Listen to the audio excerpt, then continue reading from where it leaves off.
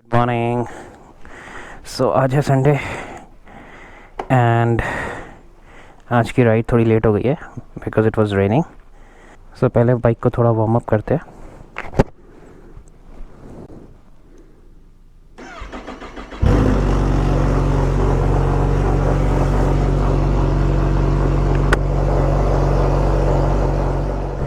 Okay, सो 9 o'clock Sunday morning. सुबह बहुत तेज़ बारिश थी तो हमारा प्लान डिले हो गया। वो we were suppose to meet at 7।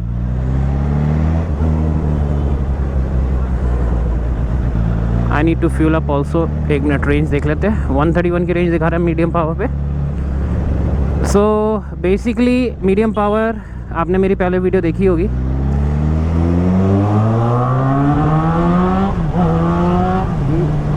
Medium power पे 150 bhp होती है, ऑलमोस्ट 150 PS पावर।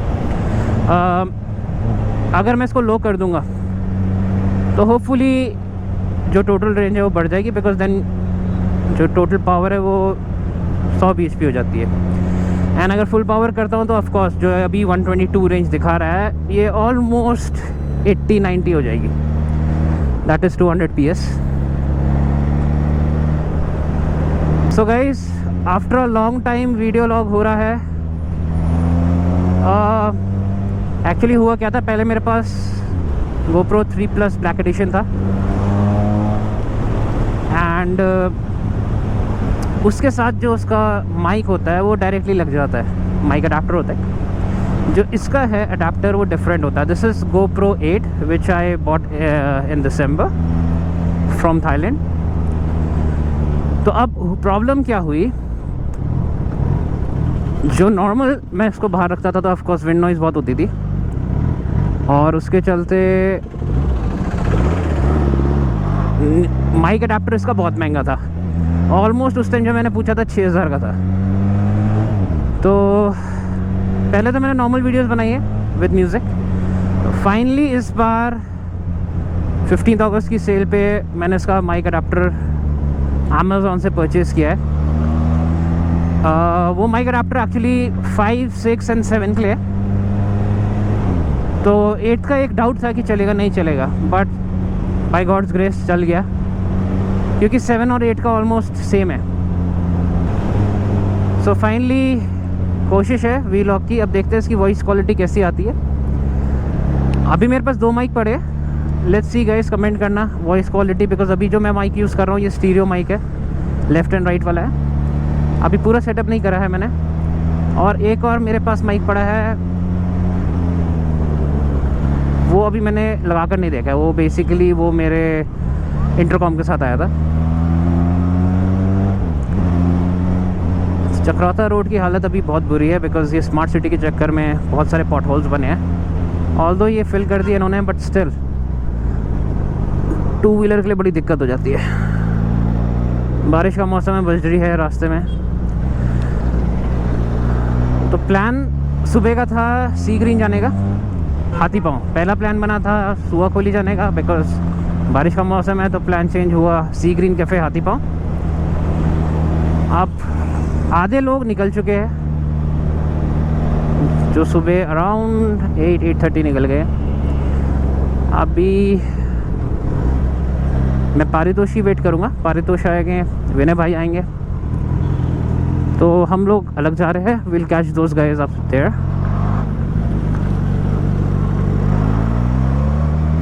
तो अब प्लान देखते हैं कहाँ जाएंगे।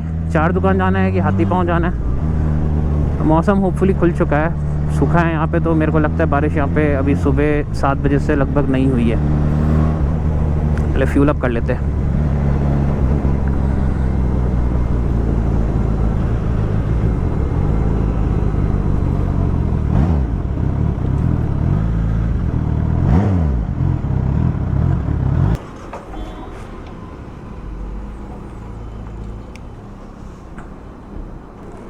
तो ऑलरेडी पेट्रोल था, बट भरवाना ठीक रहता है।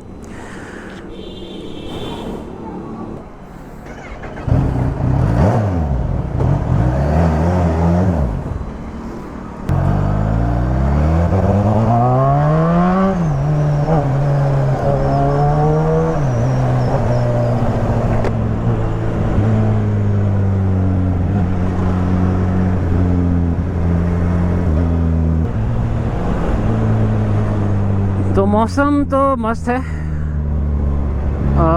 होपफुली बारिश ना हो तो सही है।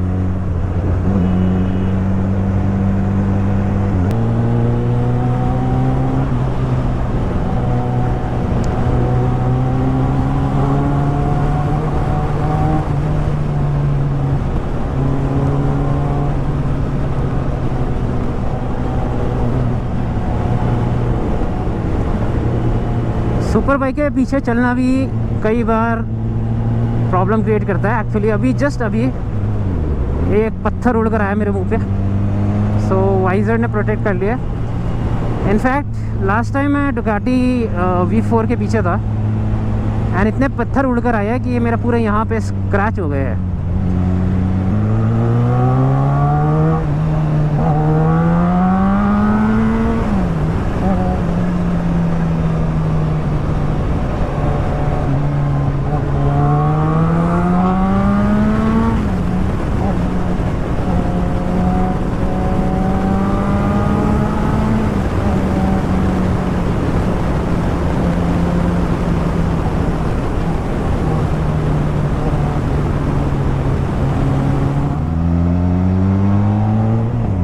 साईं बाबा मंदिर, one of the most famous.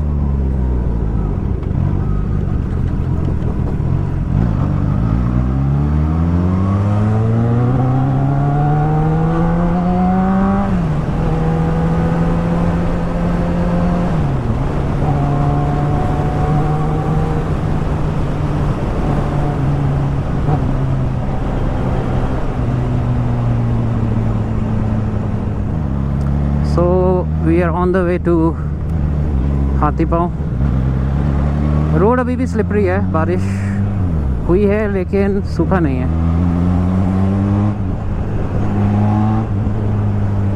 सो इसलिए थोड़ा ध्यान से ही चलाना पड़ता है। दूसरी मेजर प्रॉब्लम यह है कि मेरा टायर की लाइफ ऑलमोस्ट ख़त्म हो गई है। It's almost 500 kilometres left.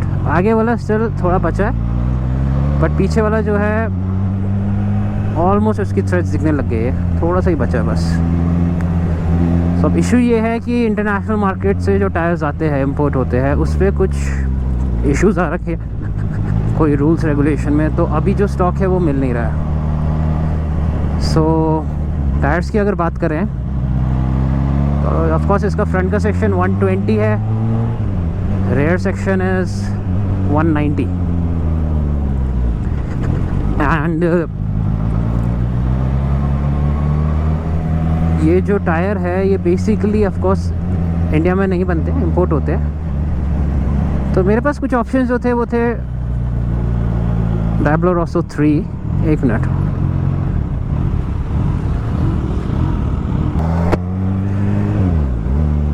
Okay, so where was I? Diablo Rosso. So of course एक है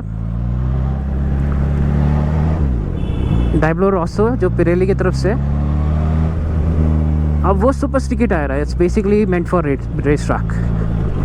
नाउ सुपर स्टिकी है तो ऑफ कोर्स लीन एंगल्स में कॉन्फिडेंस देगा मसूरी रोड पे। लेकिन एक इशू ये है कि जब भी अब यहाँ की जो रोड है, अब आप देख सकते हो अभी स्लिपरी है एंड आगे बजरी भी आ जाती है। तो बेसिकली इधर सुपर स्पोर्ट्स के जो टायर्स होते हैं रेस ट्रैक वाले, वो इतने एफिशिएंट नहीं होते, बिकॉज स्टिकी होने के बावजूद उसमें जो थ्रेड होती है, जो बेसिकली जब ग्रेवल आ जाती है तो वो उसको होल्ड नहीं कर पाता। तो जितना मैंने रिव्यूज़ देखे उसमें ये है कि रेस ट्रैक के लिए बहुत ही प्यारा टायर है वो, बट अगर मसूरी के लिए करना है तो मोस्ट प्रॉबेबली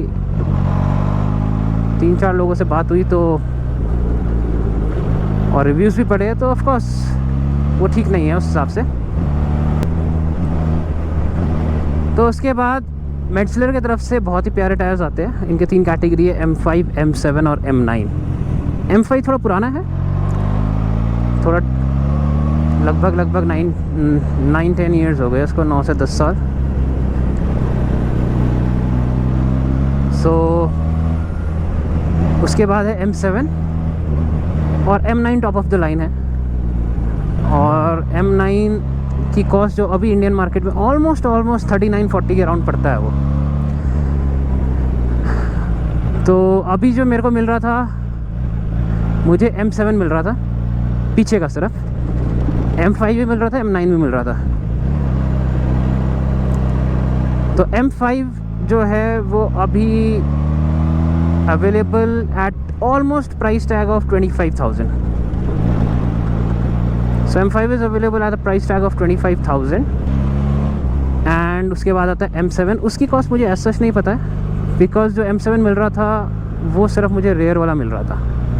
अब इशू ये है कि फ्रंट वाला भी मेरा जाने वाला है ऑलमोस्ट, तो रेयर लगाने का कोई फ़ायदा नहीं था। रेयर वाला मुझे ऑलमोस्ट 17,500 का मिल रहा था, 17,500 टू बी एग्जैक्ट।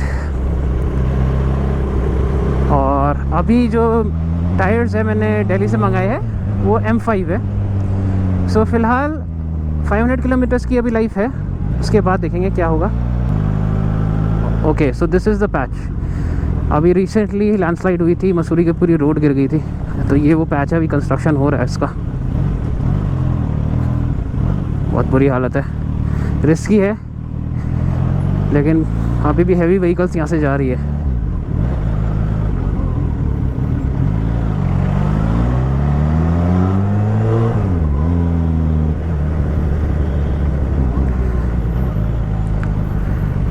तो कोरोना के डर से सर्विस भी नहीं हुई है, गाड़ी की सर्विस मांग रही है। तो मेरी अभी तक जो नॉर्मली इसका 1 साल अभी हो गया है मुझे इस गाड़ी को, और 14 अगस्त परचेज थी इसकी। और सर्विस अगर रूल्स के हिसाब से देखा जाए तो 2 से 3 बार तो होनी थी, मेरी अभी 1 ही बार हुई है। बिकॉज बीच में कोरोना आ गया था, तो ऑफकोर्स यार बीइंग अ डॉक्टर थोड़ा रहता है, क्योंकि हम देख रहे हैं हमारे यहाँ कैसे केसेस बढ़ रहे हैं। तो एक फोमाइट होता है, फोमाइट जिसको हम बोलते हैं कि कोरोना फैलता कैसे है। फोमाइट हो गए जैसे कि डोर हैंडल्स, नोट्स होते हैं। तो बेसिकली दी ऑब्जेक्ट्स जिससे आप टच करो तो आपको इन्फेक्शन हो सकता है। तो सेम अगर हम फॉलो करें, आप बाइक आप किसी को देते हैं या कुछ करते हैं और वो अगर इन्फेक्टेड है, तो ऑफ कोर्स आपके बाइक के हैंडल्स या जो भी है वो एक फोमाइट बन जाता है। So even if you go to hospitals, वहाँ पे भी आप देखोगे, हमारे हॉस्पिटल में भी वहाँ पे लिखा हुआ है कि आप जो रेलिंग है, जो स्टेयरकेस होते हैं, उससे 1 मीटर की दूरी बनाए रखें। So you have to maintain that 1 meter distance even with the railing, not only with the humans, also with the railing objects.